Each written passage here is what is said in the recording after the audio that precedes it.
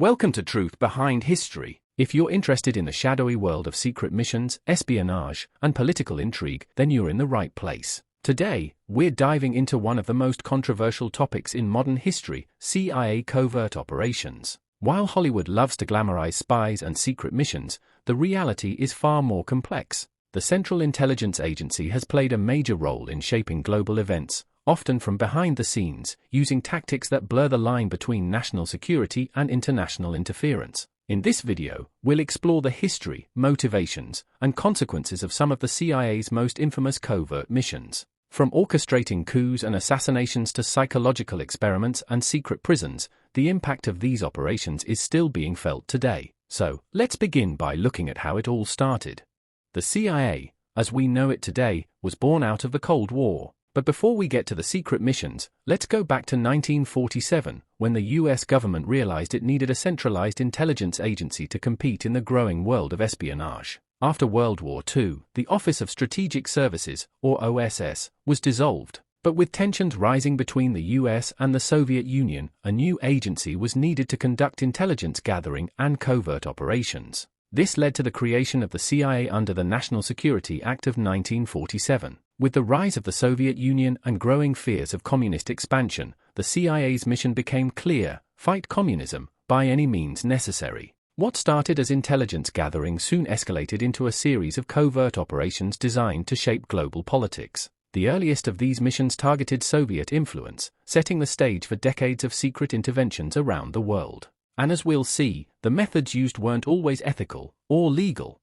One of the CIA's most infamous and bizarre projects was MKUltra, a top-secret program aimed at developing mind control techniques. If this sounds like a sci-fi movie, well, it basically was. Launched in the 1950s, MKUltra sought to discover ways to control human behavior. The idea was to create techniques that could be used in interrogations, psychological warfare, and even assassinations. And how did they test these methods? By secretly drugging and experimenting on unsuspecting subjects. One of the key figures behind MKUltra was Dr. Sidney Gottlieb, a CIA chemist who believed that LSD and other hallucinogens could be used to break down the human mind. The program involved sensory deprivation, forced drug use, hypnosis, and even psychological torture, all without the consent of the victims. Eventually, the program was exposed in the 1970s, leading to widespread outrage and Senate investigations. Many subjects suffered long-term psychological harm, and to this day, the full extent of MKUltra's experiments remains unknown. Now, let's talk about one of the CIA's first major regime change operations, Operation Ajax. In 1953, the CIA, along with British intelligence, orchestrated the overthrow of Iran's democratically elected Prime Minister, Mohammad Mossadegh. Why? Because Mossadegh had dared to nationalize Iran's oil industry, cutting out Western companies, particularly the British. This was seen as a direct threat to US and UK economic and geopolitical interests. The CIA launched a covert campaign, using propaganda, bribery, and engineered protests to destabilize Mossadegh's government. The end result? The Iranian Prime Minister was overthrown, and the US reinstated the Shah, who ruled Iran with authoritarian control for decades. This operation created lasting consequences. It fueled anti-American sentiment in Iran, ultimately contributing to the 1979 Iranian Revolution. It also sent a clear message: when US interests were at stake, the CIA wouldn't hesitate to intervene.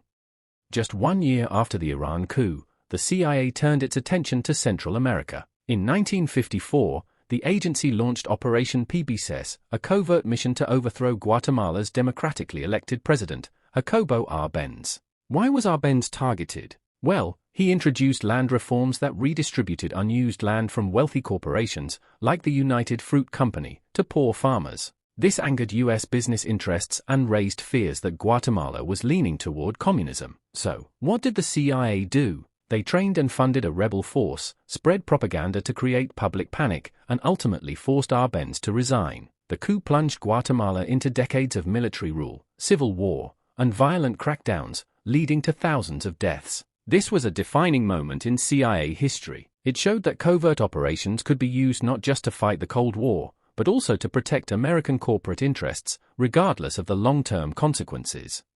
Fast forward to 1973, and we see another Cold War intervention, this time in Chile. the CIA played a significant role in destabilizing the government of Salvador Allende, Chile's socialist president. Allende had introduced policies that nationalized major industries and limited U.S. business influence. This didn't sit well with American policymakers, who saw his leadership as a threat to both capitalism and Cold War strategy. The CIA funded opposition groups, spread disinformation, and supported a military coup that put Augusto Pinochet in power. The result? A brutal dictatorship that lasted nearly 2 decades. While Pinochet implemented economic reforms, his regime was marked by human rights abuses, forced disappearances, and political repression. This intervention highlighted a troubling pattern. Whenever a government's policies clashed with U.S. economic or ideological interests, the CIA was often there to push for change, whether the people of that country wanted it or not.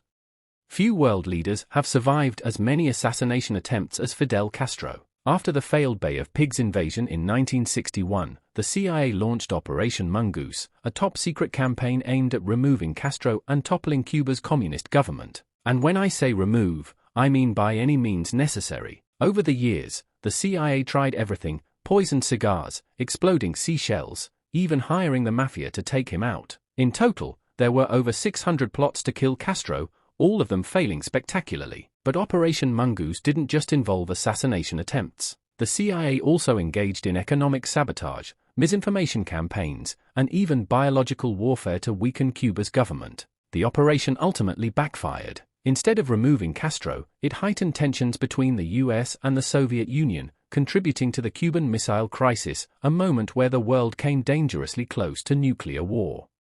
During the Vietnam War, the CIA developed a ruthless counterinsurgency strategy known as the Phoenix Program. This operation aimed to identify and eliminate Viet Cong operatives, using a mix of intelligence gathering, assassination, and psychological warfare. At its core, the Phoenix Program was a massive effort to root out communist influence in South Vietnam. Suspected Viet Cong members were captured, interrogated, and often executed without trial. Some were tortured to extract information, while others were simply killed based on weak intelligence. By the time the program ended in the early 1970s, over 20,000 people had been killed. Many of them were innocent civilians. The program became highly controversial, with critics condemning it as a campaign of extrajudicial killings and war crimes. While the CIA viewed Phoenix as a necessary tool against insurgency, it remains one of the most disturbing chapters in the agency's history.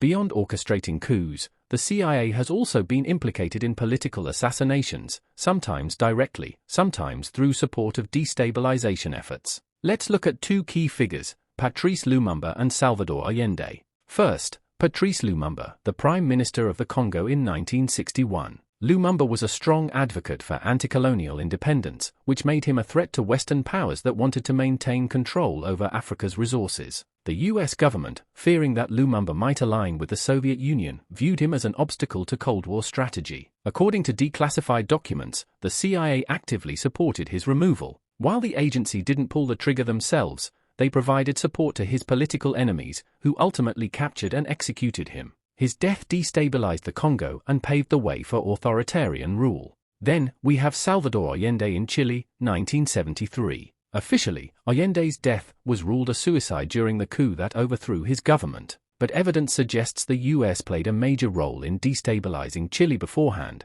backing forces that pressured Allende into an unwinnable position. Both of these cases illustrate a common theme in CIA history: if a leader's policies didn't align with US interests, their removal often became a high priority. These actions fueled deep resentment against the US, particularly in Latin America and Africa, where distrust of American intervention remains strong to this day. Now, let's move to the modern era, post-9/11 CIA operations. While the Cold War may have ended, the agency's covert activities did not. In fact, they expanded in new and controversial ways. One of the most infamous aspects of this period was the use of CIA black sites, secret prisons where suspected terrorists were interrogated using methods like waterboarding, stress positions, and sleep deprivation. These techniques, later referred to as enhanced interrogation, sparked global debate over human rights violations. Then came the era of drone warfare and cyber operations. Instead of deploying soldiers, the CIA increasingly relied on unmanned drone strikes to target individuals suspected of terrorism. While effective in eliminating high-profile threats, these strikes also resulted in civilian casualties, leading to criticism over the lack of transparency and accountability. Finally, we have WikiLeaks and public exposure. In the 2010s, leaked documents revealed CIA hacking tools, surveillance programs, and cyber espionage tactics. These leaks confirmed what many had long suspected, that intelligence agencies were spying on individuals, organizations, and even allied governments. This era of covert operations raised critical questions. How much power should intelligence agencies have? And who, if anyone, is holding them accountable?